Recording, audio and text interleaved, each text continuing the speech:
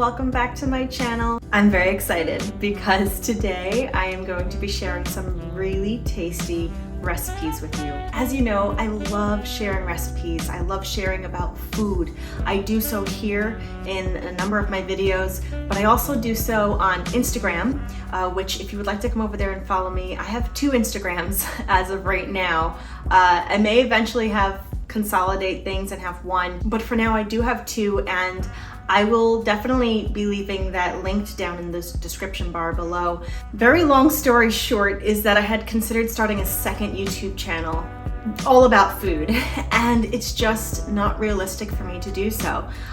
Life is a little too crazy right now, a little too unpredictable, and I don't find that I have enough time or resources to have a second channel, because as of right now I'm only posting on this channel about twice a month.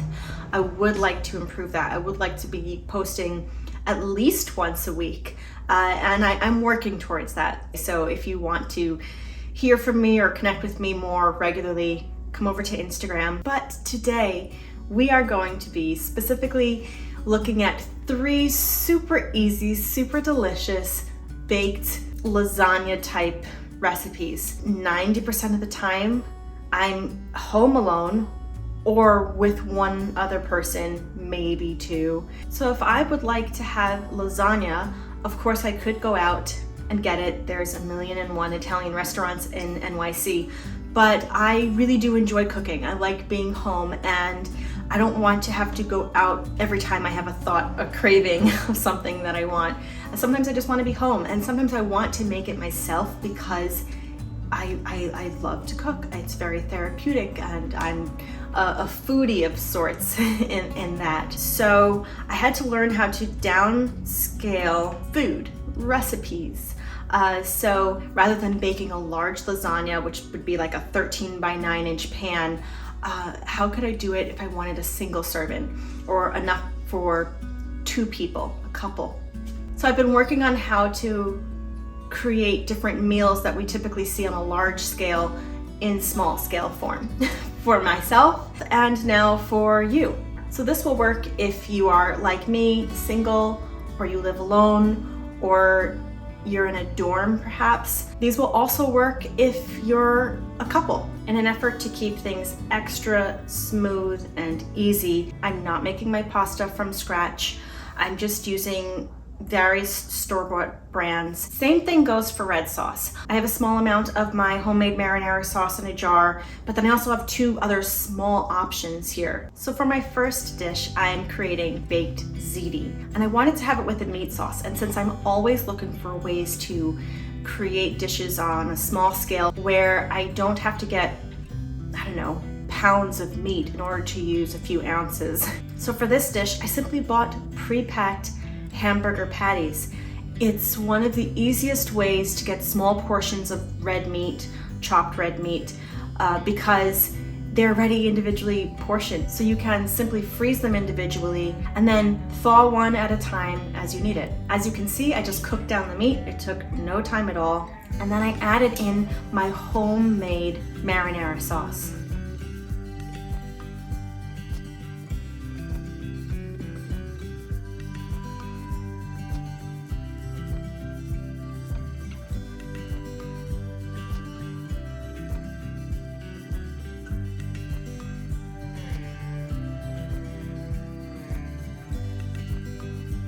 I let that simmer for just a few minutes so the meat really absorbs all that goodness and flavor, and then I set it aside while I wait for my pasta to cook.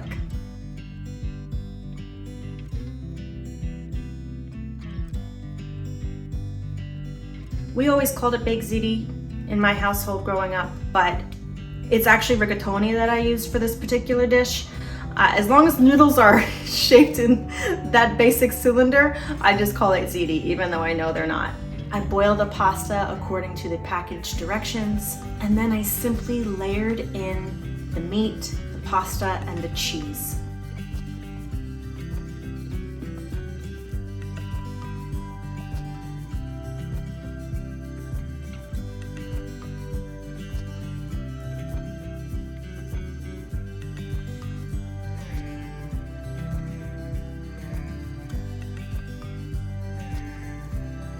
In this case, I only put the cheese on top just to kind of cut down on the dairy for myself that particular day. So you can totally go ahead and add twice the amount of sauce and cheese if you would like to.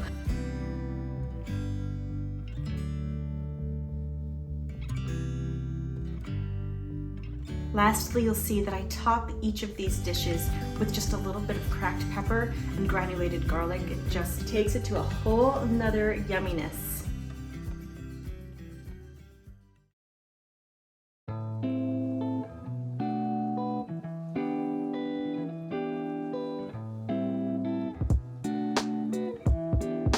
Now this is probably my favorite of the three and the one that I go to most often. Using ravioli to create a mock lasagna is the simplest, least amount of steps, so moist and tender and delicious, and I love ravioli. And when I create a ravioli layered baked dish,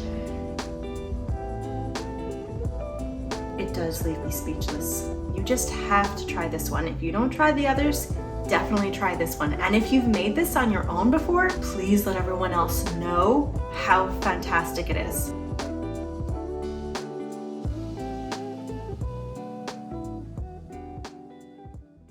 Again, we are cooking the pasta according to the package directions, and then we are layering in some red sauce. I chose to use a meatless red sauce this time, then our raviolis over that, and then our cheese over that, and then repeat that whole step.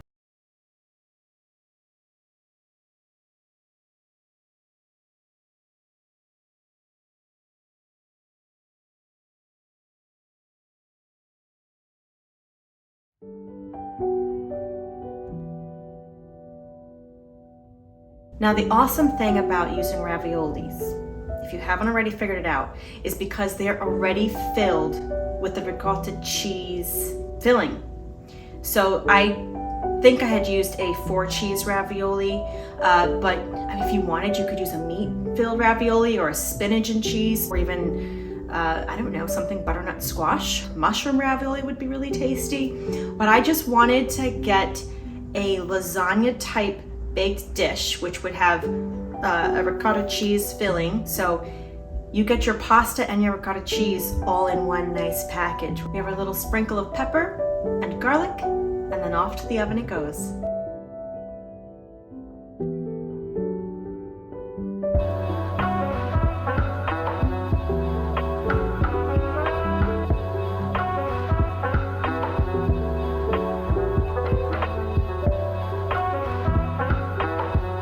Okay, you want baked lasagna, so let's make it. In this case, I'm going an even easier step.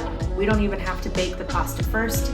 It's the oven-ready lasagna sheets, which might be a sin to some people. It isn't to me. It still tastes fantastic. When I want to be extra gourmet, I am.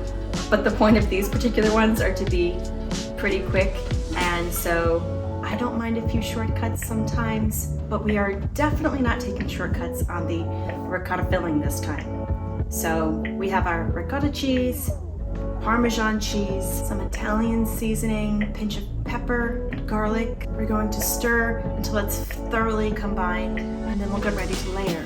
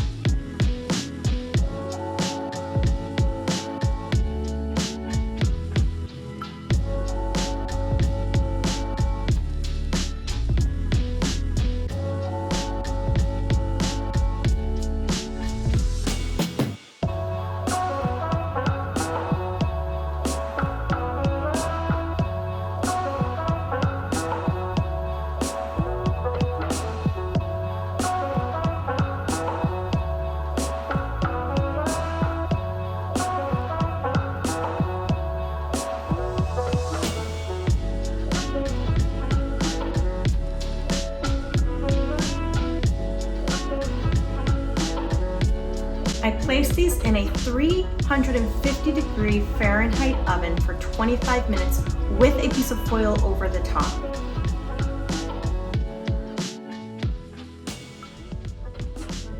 After that 25 minutes, I take the foil off and then I place them back into the oven for about 5 to 10 minutes.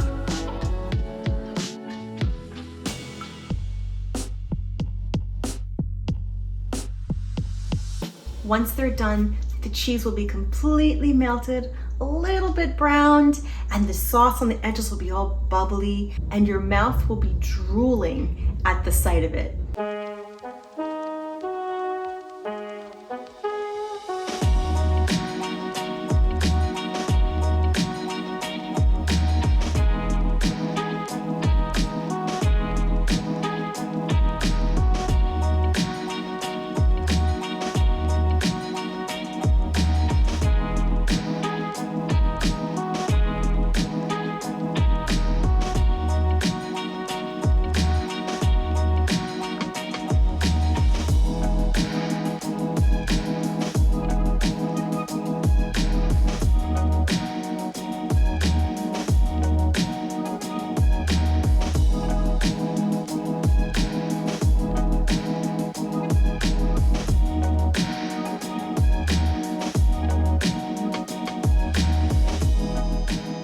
Definitely give these a try and definitely let me know which one is your favorite.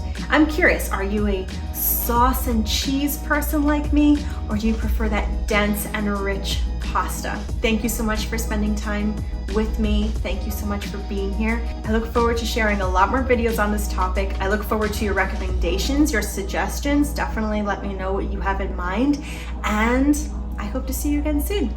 Take care.